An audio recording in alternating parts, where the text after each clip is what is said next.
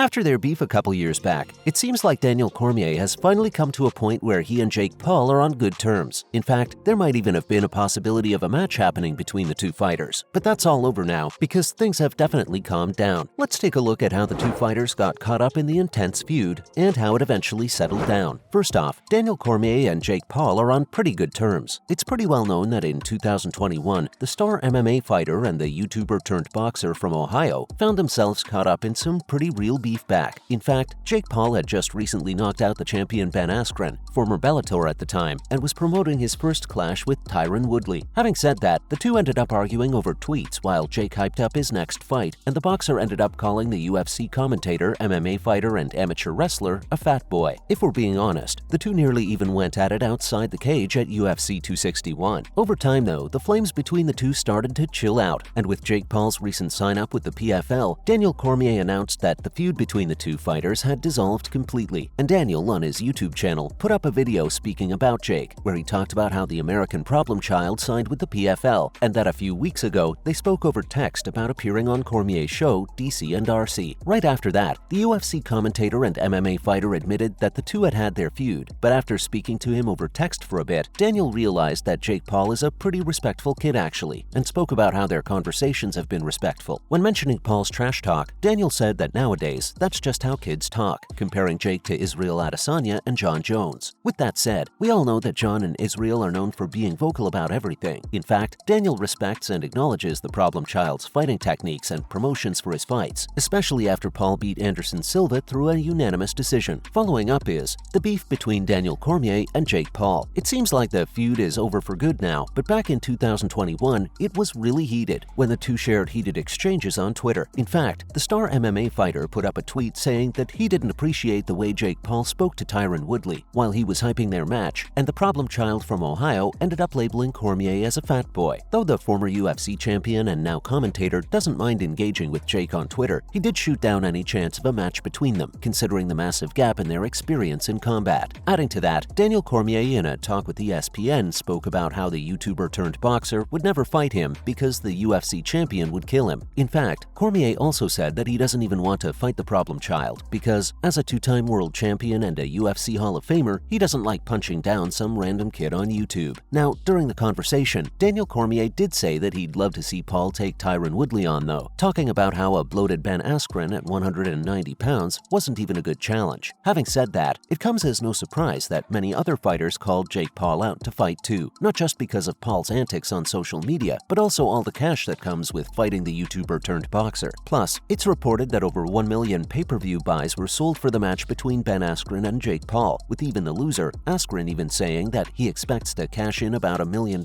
himself from the event. Coming up is Jake Paul chants at UFC 261. Back when Daniel Cormier and Jake Paul were beefing, the two-time UFC champion almost ended up returning to the cage, with all the beef festering between him and Jake Paul getting more intense. While the featured preliminary fight between Randy Brown and Alex Oliveira was going on, the Jacksonville audience started chanting out loud. Podcast host and UFC commentator Joe Rogan even mentioned this incident on his podcast, The Joe Rogan Experience, where Cormier spoke about how he's been arguing with Jake Paul. Addressing the UFC 261 incident, the UFC Hall of Famer describes how he pointed right at Jake Paul and warned him not to mess with the champ, or he'll get hurt really bad. Daniel told the UFC commentator how he doesn't play games, that this is the real deal. The arena was packed full of UFC fans at UFC 261 who helped forward the message across to the YouTuber turned boxer as he made his way towards his seat and saw the two-time UFC champion. Daniel even went over to where Jake was sitting to say more, but soon enough, security arrived to pull the two heated American fighters away from each other. Cormier did say that there's no chance of a fight with Jake at UFC 261, though it seemed really likely for the two to get in the octagon soon, though we all know now that there's apparently no feud between the two fighters anymore. Let's talk about one of Jake Paul's fights so far. We think the fight that started the feud between him and Daniel Cormier should be apt here. Up next is Jake Paul versus Ben Askren. The fight between Ben and Jake was a pro boxing match that took place in Atlanta at the Mercedes-Benz Stadium in 2021. The event sold over 500,000 pay-per-view buys. Though as much excitement as there was leading up to it, the match ended in mere minutes as Jake Paul emerged as the winner with a technical knockout over Askren. The event was pretty exclusive, with an audience of around 100 people. Dana White on Mike Tyson's podcast before the fight, where he said that he'd be willing to bet $1 million